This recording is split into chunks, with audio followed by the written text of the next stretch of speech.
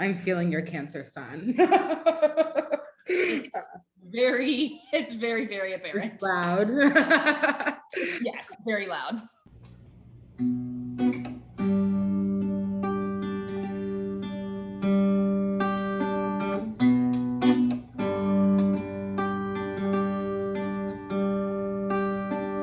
All right, welcome everybody. This is MinneDesk. My name is Sumaya. We are here with Mayyadda. Do you want to introduce yourself? Tell us a little bit about you, maybe your zodiac sign. Of course, obviously. Okay, let's see. Hi everybody, I'm Mayyadda. My pronouns are she, her. I am a singer-songwriter from Minneapolis. And I write all kinds of things. I write, I play guitar, I play piano, I sing. Now Mayyadda's like producing herself. Like she does a little production, a little arranging. So I do a lot of stuff like musically. My sun sign, because I've heard you're not supposed to give out all your like big three to just to strangers like on the internet. It's not a great idea. So I'm a Cancer sun. Birthday's coming soon, which is very exciting. Yes. And just for the fun girls there that are like into the Enneagram, I'm also an Enneagram 8. 8. Okay. There we go. Good to know. Okay, so can you tell us a little bit about how you got into music? Yeah. I like jokingly credit me being a musician to the sound of music because I don't know, like I feel like that's a thing in like African immigrant households, like the sound of music being like a huge thing, but maybe it was just a small sample size. But my parents were like obsessed with that movie, and then I became obsessed with that movie, and I like ripped through maybe multiple VHSs. Yes, I'm dating myself. Multiple VHSs because I like would replay it over and over again, and I was just like obsessed with all the music. But what really happened is the church that we were in when I was like really, really little, like after church every Sunday, I was like 2, and I would just like go up to the piano every Sunday and like just try to play around. Like I don't even know if I could actually reach everything, but I was like trying to figure it out and like play. And the pianist of the church like noticed and went to my parents and was like, she's like really into this. You should I could definitely teach her. And so my parents put me into like piano lessons at 2.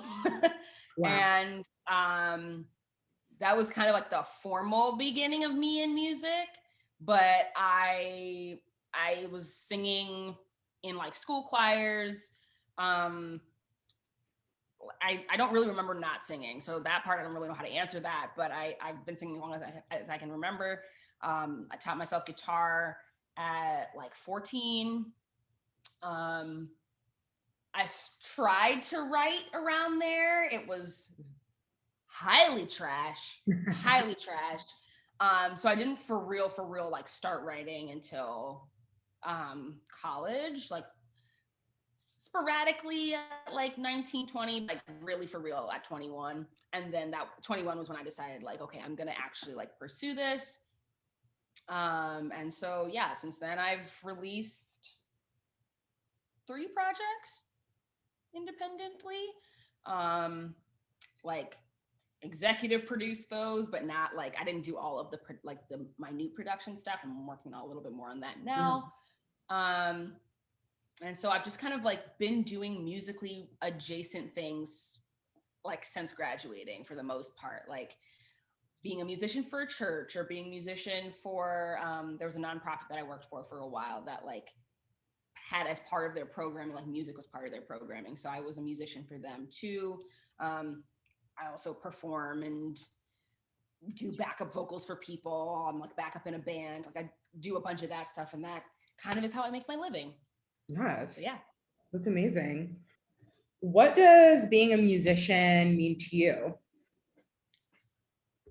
Oh, I'm gonna say like that I think music is like the medicine that I have to give to the world. So like I don't think that's necessarily the case for everybody as far as how they like approach music, but for me, I think that like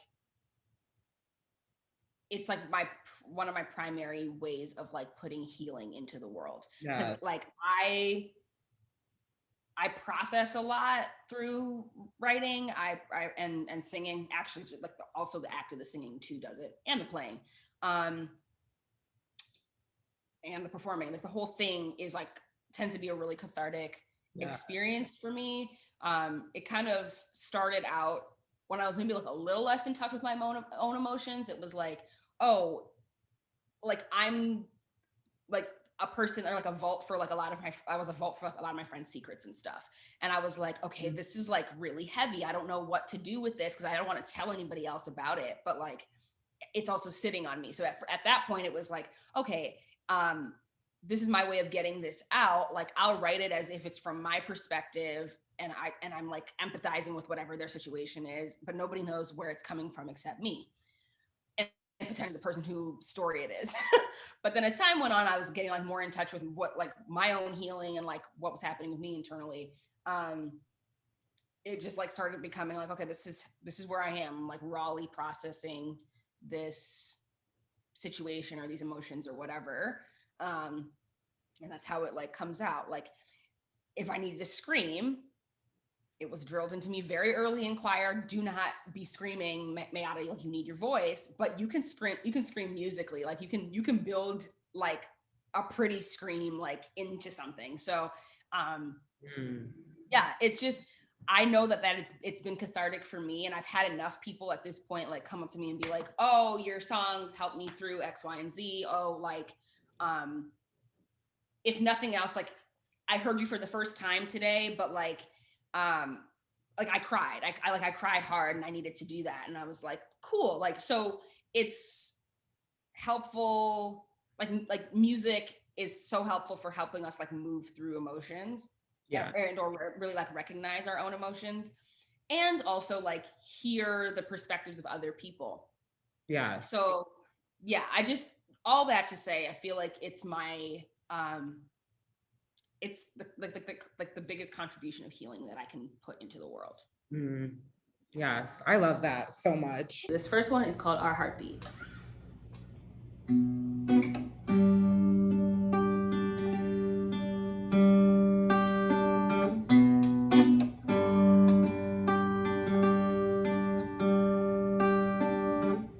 It's the drum beat.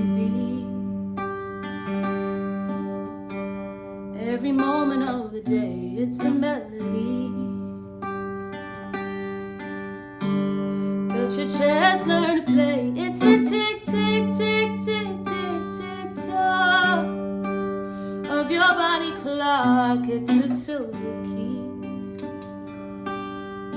that turn the lock on me, and I'm ready to match the rhythms when we breathe. And I'm ready to let you hold me and dance with me. And I'm ready for what this thing with you will bring. So I'll move my feet and feel the heat and move to a beat.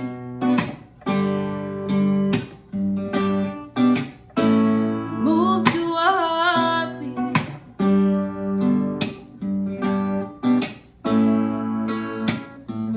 It's the metronome, steady keeping tempo. It's the fluttering of a million tiny wings that can take me higher.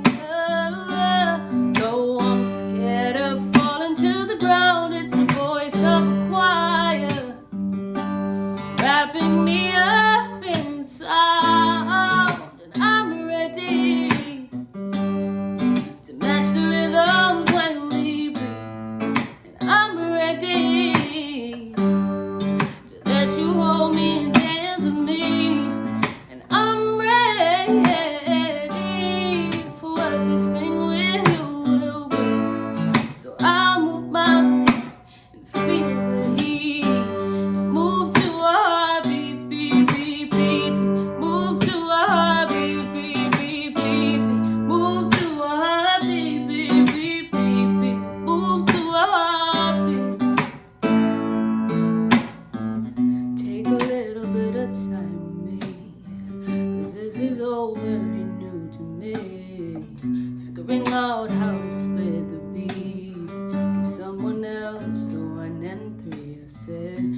a little bit of time with me, 'cause this is all very new to me. Figuring out how to split the beat, give someone else the 1 and 3, and I'm ready to match the rhythms when we breathe, and I'm ready to let you hold me and dance with me, and I'm ready for what this thing with you will bring. So I'll move my feet and feel the heat. Oh, I'm ready to match the rhythms when we breathe, and I'm ready, to let you hold me and dance with me, and I'm ready for what this thing with you will bring. So I'll move my feet and feel the heat, move to a high. Ooh,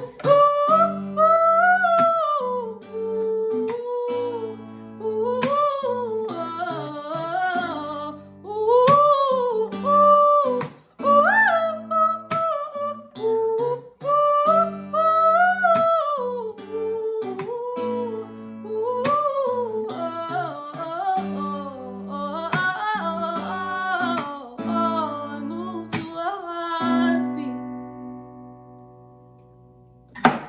Can you tell me about some of your biggest musical influences? This is always a really funny question to me. Okay, so there's like different ways that I kind of classify this. So probably like as far as excellence goes, my queen Beyonce. I am a stan. I have like multiple of my tattoos are related to her. Yeah. And I know part of it is like that Virgo thing for her, where she's just like her vision for the thing and like the level to which she's able to execute it is just like, but that has been so inspiring to me. Like I've seen her in concert twice, but the first time I saw her, like I walked out of there and I was like, wow, this just like makes me want to be the Mayyaddaest Mayyadda I could ever be. Like I don't want to be Beyonce. I can't be Beyonce. Beyonce clearly has being Beyonce on lock.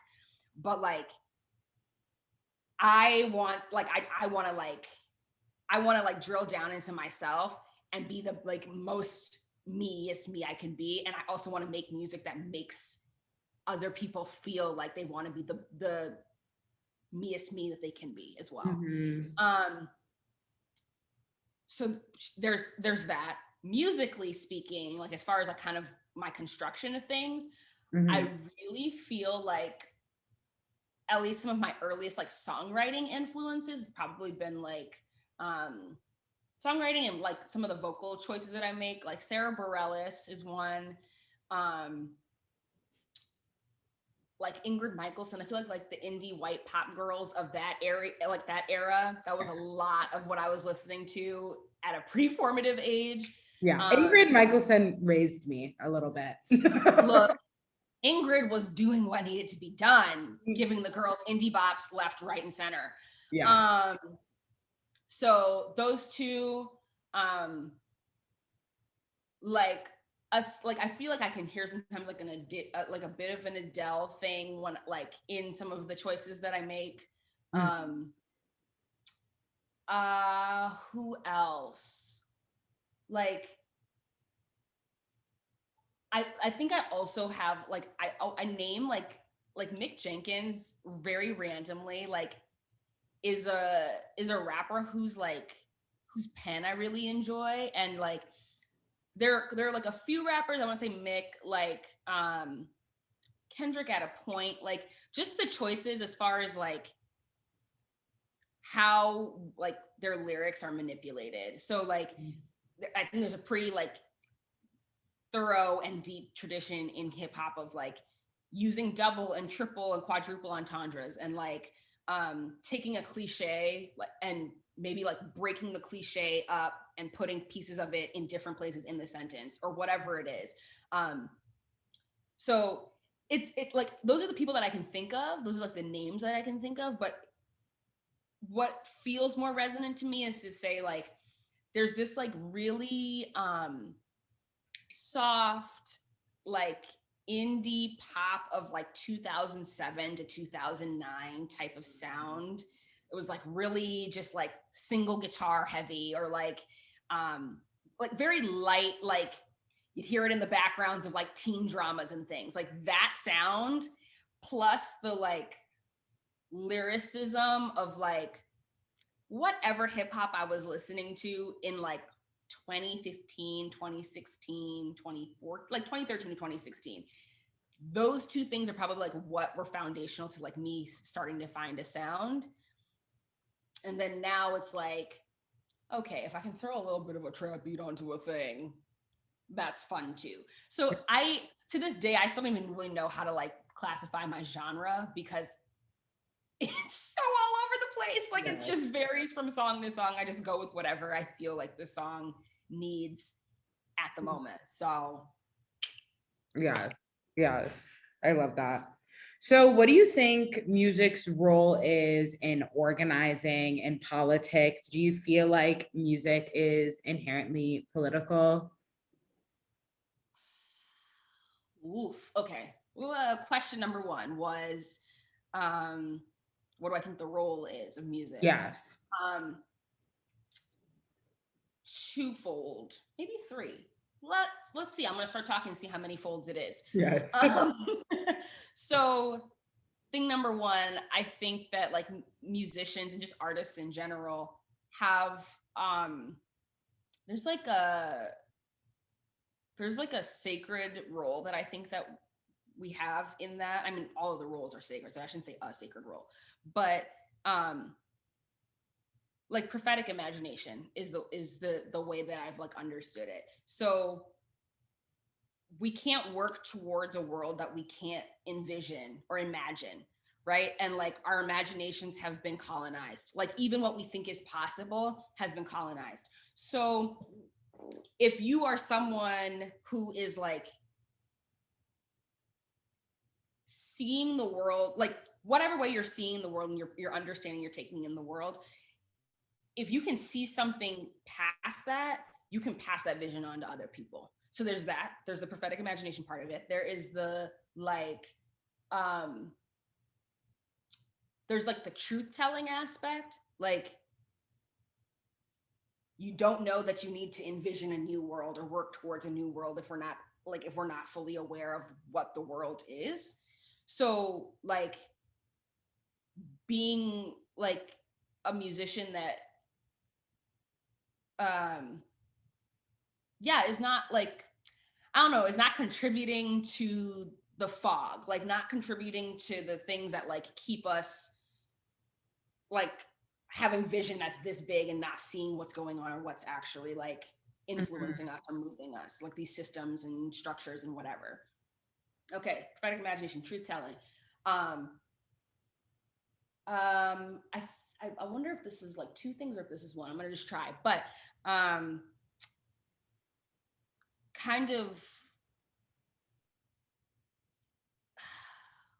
like an energizing mechanism. Like people sing protest songs all the time. Like people sing while they're working, people sing while they're fighting. Like that, there's music has always been a part of like struggle, because like communal voice is energizing. So like, okay, am I writing something that people can sing while they're protesting, while they're doing their work, whatever, like something that just like re-energizes them to the vision,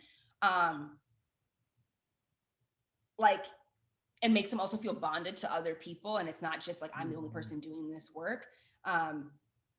That I think that's a huge part of it. And this is why I was like, I'm not sure this is a fourth part or not, but like just also rest, like healing, rest, and like re-energizing that way too. So it's not just like the forward motion energizing, it's also the like, when you're depleted, do you have like a place to rest and like have your senses take in whatever can refill you. So just like music for when you're lounging around, or for when you need to cry, or when you need to fall apart, or for when you need to like when you're really like angry about whatever's happening and kind of need that to be reflected back to you, or you need it to be calmed, whatever it is. Like, I think there's like multiple steps in the process that like music and musicians can be like intentional about creating for.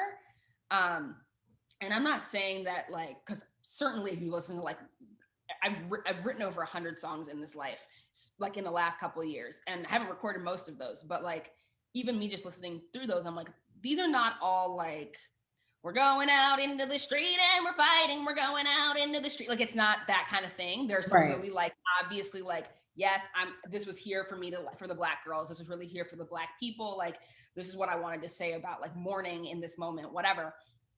There are definitely those songs. That's not even the vast majority of my songs, but that doesn't mean that those other songs can't be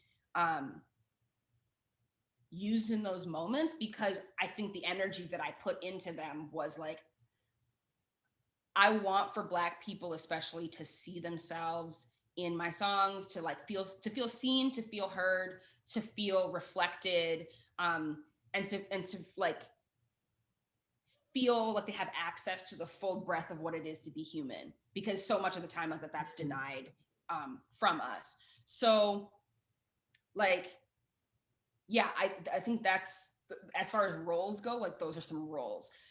The second part of the question was, remind me. Is music political? Is it inherently political? Oh, it's like, I want to say yes. Right. And I also know there are people who move like it's a no, but I also feel like that's a political decision. So maybe I'm going to say yes, because I think contribution to the liberation of your people is like, in whatever way, like it could be in any of those ways that I described. It could be like you're literally on the front lines of things, if that's how you move as well. It could be that you're funding things. It could be whatever it is that you're doing. Those are political choices, right? How you use your music is also a political choice, I think, because if all you're producing is that which reinforces the structures that already exist, or distracts people from that, and does nothing but distract, it may not be a conscious political choice, but it is a political choice, right? Like, I don't like to make this like dichotomy of like, oh, there's like good music and there's bad music, or it's like, oh, this is like, wait, am I allowed to swear on this? I forgot to ask. Oh, absolutely. Perfect. Okay. So I'm like, if it's like some ass shaking type of shit, like that's not, to me, that's not inherently like bad or distracting. Or even like apolitical, you know, like it's not without, like it's not apolitical. No, it's not outside of the framework, you know? It's not. Yeah, it's definitely not apolitical. And I think even if somebody's intention was like, oh, I just want to make something like for the girlies to shake it in the club, like I actually think there's even a liberationist like practice. There can be a liberationist practice in that, to be like, no, like your job isn't to just focus on trauma or just to focus on struggle. Like your job is to also like have joy and to have like and be embodied and whatever.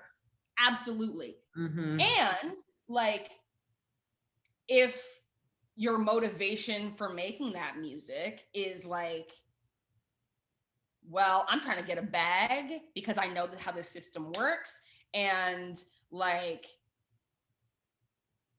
I'm here for me. I'm here for me and mine, and to get this bag and to get out, right? I have a little bit of like, I have like some about that, because I'm like, music is powerful. Like outside of the like, are you part of like, are you contributing to a machine? Like, just the vibrational way it works, like the way it makes people's bodies feel, the way it makes people's spirits feel, like is a low woo-woo bitch of me, but like I feel like there's magic in it. Like there's really actually some sort of like spiritual type of like something in that. Absolutely. And it's like, this feels like a potentially irresponsible use of your gifts. Yes. So like, yeah, I think it's more about like what's the energy that people like. It's less about what the music actually is, and it's like what's the type of energy and like intent that you're putting your music out into the world with, and also is it in alignment with the other ways that you're moving in the world? Because again, if all it is like I'm playing ass shaking music, I'm making ass shaking music left, right, and center, and you're also like I'm in alignment with the liberation of all peoples, and like my life reflects that. That energy is still going to be in your ass shaking or your like whatever music it is, even if it's not like rah rah we're here for the people to be free thing, like it's not explicitly that. The energy that you've put in there, like in the political goal that you might like be living, or values that you might be living your life with, are going to be present in your music energetically, if nothing else. Yeah. So that was a really roundabout way to say yes, I think it's political. Yes. And I think that like for like, cause I resonate so much with what you're saying about like the rap girlies and the ass shaking music. Cause I feel like for so long there was this discourse when anyone would talk about like, let's say Nicki Minaj or like Cardi B, and they would always be like, well, why aren't you listening to Rhapsody or No Name? Yeah, or No Name. Like, because I don't think I think some of the most revolutionary things are rest, are joy, are like envisioning and imagining. And like, there's already so much like destruction, bullshit, and like creating and like envisioning and imagining like is so radical and so revolutionary. And there's definitely like a difference between that and like escapism, which Americans really love. Thank you. Oh my God, that's exactly it. Thank you. That's exact word. Correct. Yes. Whew, okay. So right.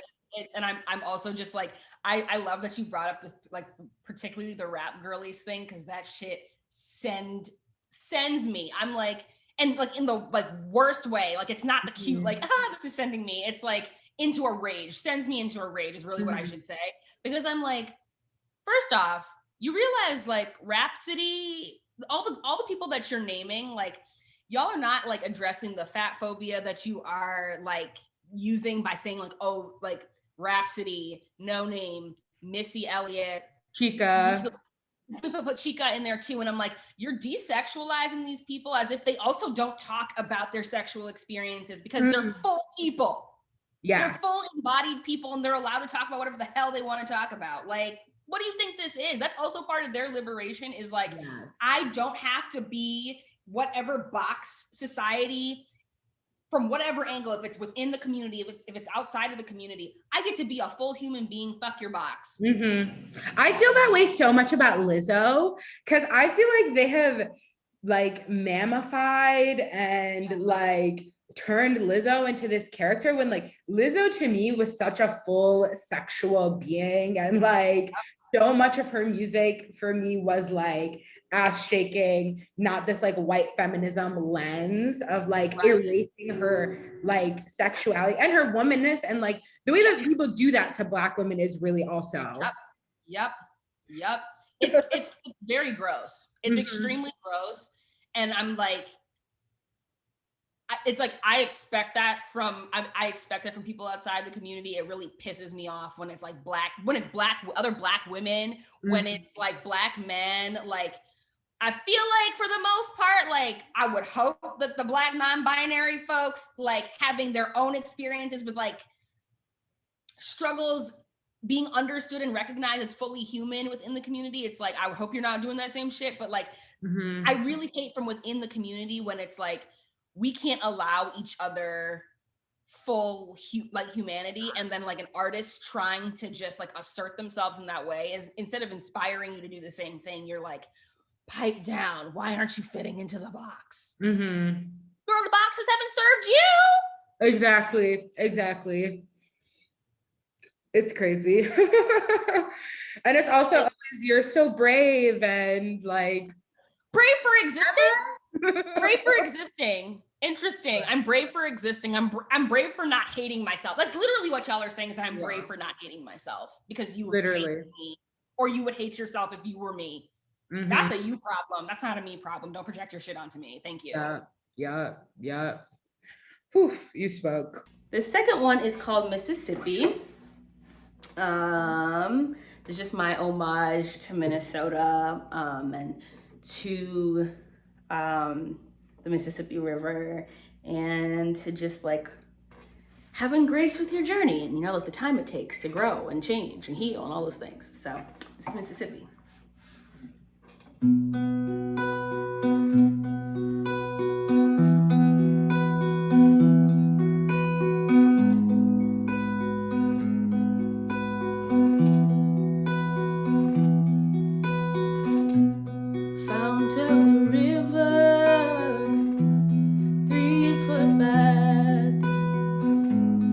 I can cross over so easily.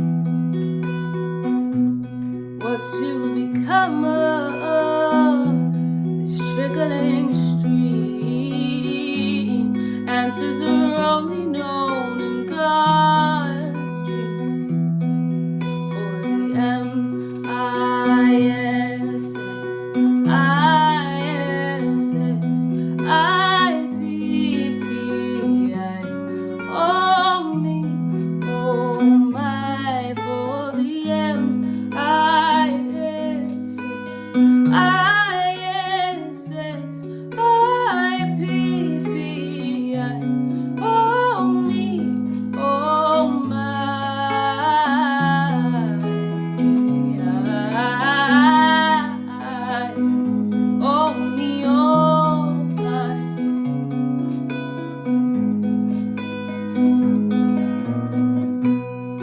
young river trying to breathe. You've gotten bigger, but your waters ain't deep. Little by little, you're picking up steam. But don't be impatient, 'cause growing ain't cheap. For the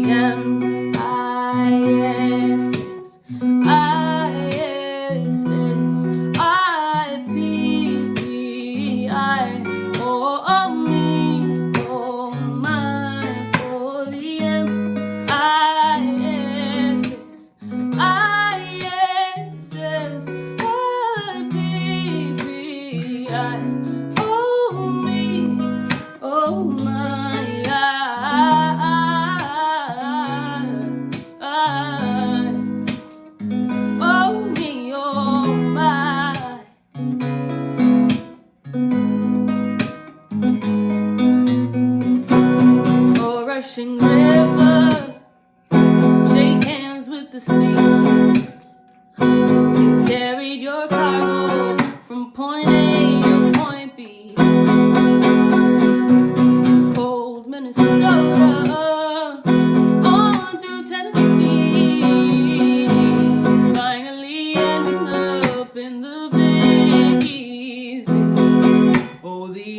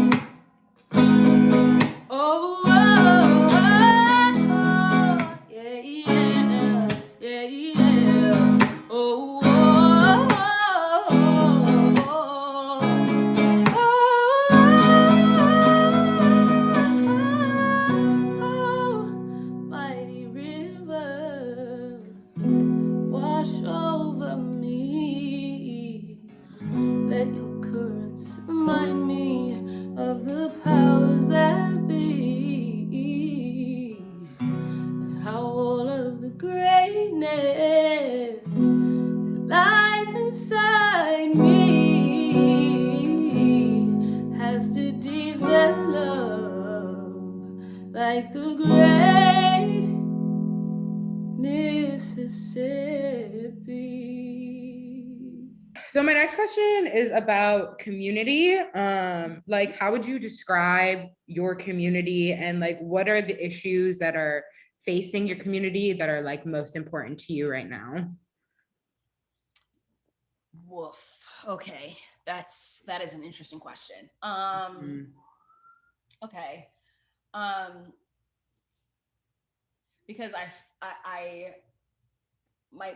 my definition of community has changed quite a bit. I think there's like I feel like my primary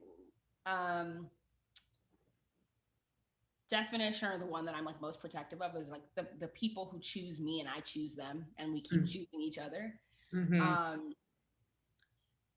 But that is like on a really interpersonal level. Yes. As far as like the communities that I like belong to, I think like on a wider scale, I think I would just like, oh God, it's also getting smaller. I'm like, I feel like the people I'm ready to ride for the hardest are Black, queer, and trans women. Yes. Everybody else is like,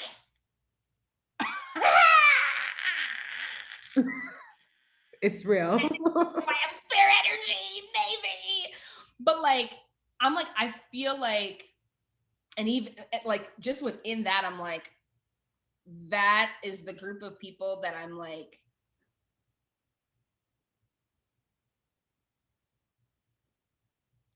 there's so many ways we've been taught to shrink, not take up space, and to not like to not exist fully, like to the point of literal actual death. Short of that, there's also the like material resources that we don't receive, or that we have like less access to, and things like that. And I feel like just like what is facing people at the intersections of those identities is just like so many different axes of dehumanization. Like your existence is wrong on this account, on this account, and on this account, and on this account, depending on how many of those like you fit into. So yeah, I really I don't know. I feel like I don't like like nothing enrages me more, and also like makes me more sad than the idea that like Black trans women, Black queer women in general. But I'm going to extend that out a little bit. Black queer and trans people who are assigned female at birth, I think is what I want to say. Queer and or trans people, and or people who are assigned female at birth, because I think it's just like the experience of misogynoir is kind of, and like anti-queerness is like, I think what I want to get to, because there are lots of non-binary people that are going to experience that too. But yeah, there's just so many different ways that we're deprived of like resources, or like access to just things that it's like, also y'all are extracting so much from us collectively.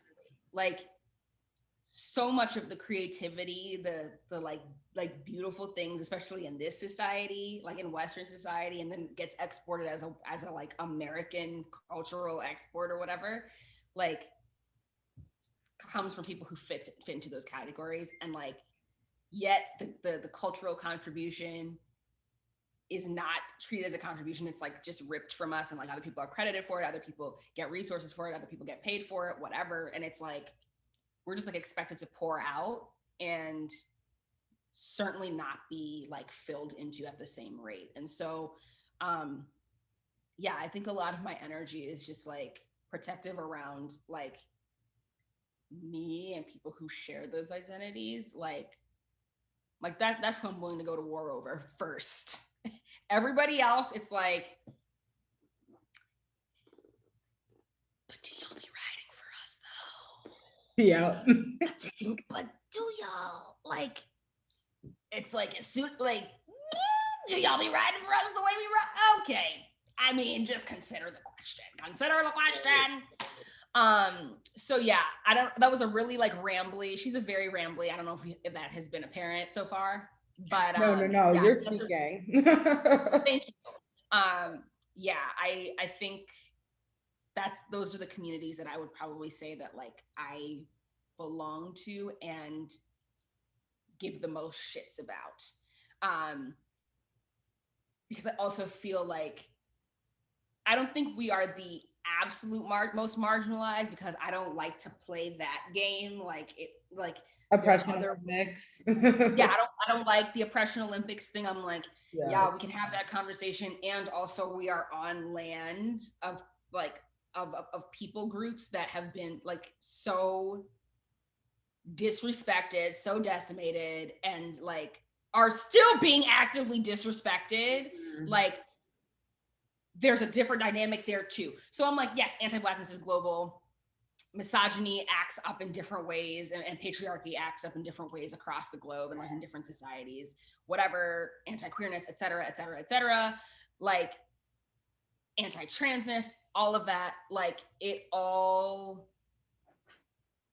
I'm just like, all of that is coalescing around, I think like a relatively small group of people. And I'm like, the thing is, if those people are taken care of, by necessity, everybody else is going to have to do better, because there's so much shitting on that happens to that group of people. So I think, did that answer your question? I feel like I got lost in the sauce a little bit, but no, you answered my question definitely about like community. Okay. And like the second part of that was just like, what issues do you think are like facing, your community, or like what issues are the most important to you right now? Yeah, just access to like resources, and like not like access to resources, so that we're all able to not just survive, but to thrive. Yes. Like literally everybody else will do well when we're thriving. It's like very easily measured. So yeah. Yeah. And I so resonate with the like just talking about like the full breadth of like humanness. And it's like how, like if you're not fully humanizing people, then how do you even get liberation, Right. That's still Right. yes. Right. So how do you feel like this shows up in your art or your music?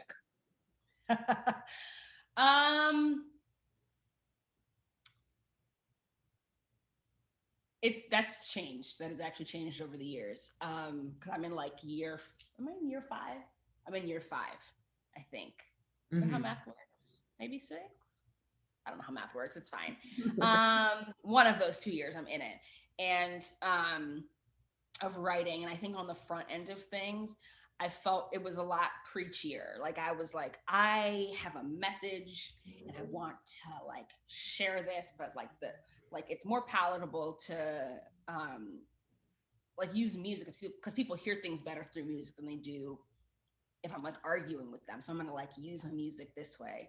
And so some of the more like directly like, this one's for the Black people, this one's for the Black women, like were like written a couple years ago. I haven't written anything like that in a while.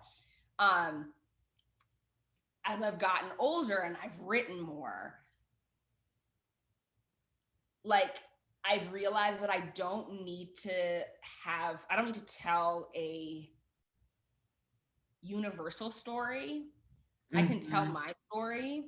And because these are the identities that I hold, like whatever it is that I make is Black queer woman music. Yeah. You see what I'm saying? So like I don't have to like try to fit into a thing, or I don't have to say a certain thing or whatever. It's like if I write shit that's just honest to where I am, like I'm honoring the experience of a queer Black woman, and sending out with the intention of also honoring the experiences of like queer and trans Black women. So it's like I trust the energy to like move in that way. Yes. And again, it's like I think my primary like yeah, at least as far as my music goes, I'm just like, I want this to be healing for you. Like there are so many ways that like our existence is under attack. Like I want this to be a healing moment for you, even if it's like the song is 3 minutes long, the song is 4 minutes long. If it's like you've got a 4-minute respite, this is what I have to give. Yes. So yeah, I think that answers your question. Yes, absolutely. Thanks so much for that too. Cool. 1, 2, 3, 4, 5, 6, 7, 8. Okay. I've been playing this song for 4 years at this point. Almost 5. 5 years probably at this point. And I still can't just like eyeball where on the guitar neck this capo is supposed to go. I have to count it every single time. This last song is called BlackGirlMagic. And it's pretty self-explanatory, but I do want to send it out to every Black woman, girl,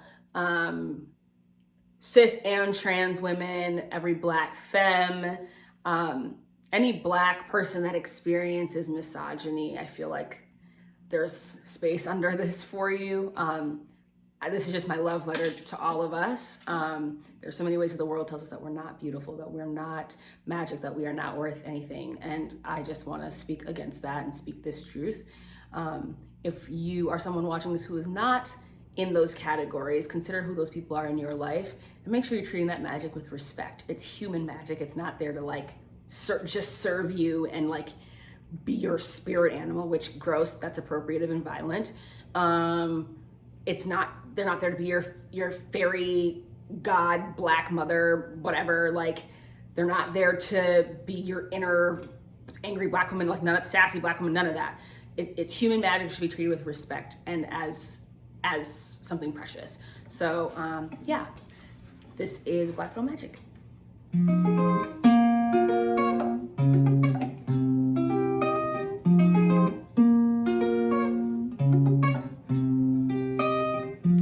Little girl, 5 years old, she's already been told what she got ain't good enough. A princess always wears a crown of her long hair flowing down, never over braids or afro puffs. Well, I was a little girl, learning hatred for my curves, and I tried to burn them straight, till a new reality broke through and settled on me. The God herself in love had me. Black girl magic, Black girl magic. I got Black girl magic in my hair, in my skin, in my veins, in my hips, in my soul. Don't you know that I got Black girl magic, Black girl magic, whoa, Black girl magic, whoa. Hello world, you've had a lot to say about who I am, and it hasn't been easy. Despite the ways you've tried to deny this, I'ma tell you that my Black life matters. And what I got, you can take it from me, 'cause God above and love, yeah, she gave it to me. Black girl magic, whoa, whoa. Black girl magic. I got Black girl magic in my hair, in my skin, in my veins, in my hips, in my soul. Don't you know that I got Black girl magic, Black girl magic, whoa, Black girl magic, whoa.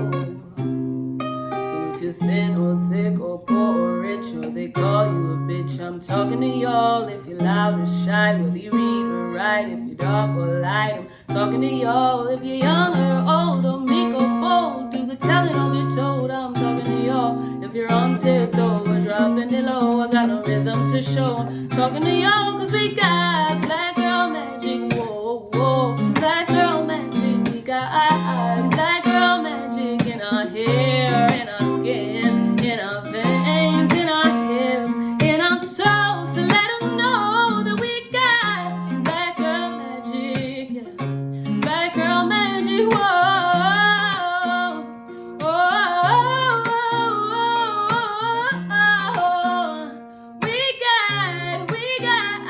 We got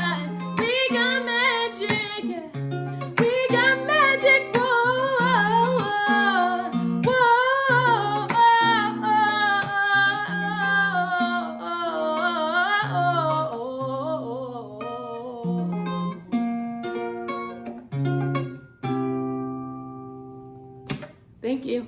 All right. So to like, is there anything else you want to mention? Do you have any like exciting projects you're working on or things that you're going to be doing in the next year? Yes, actually, I'm very excited.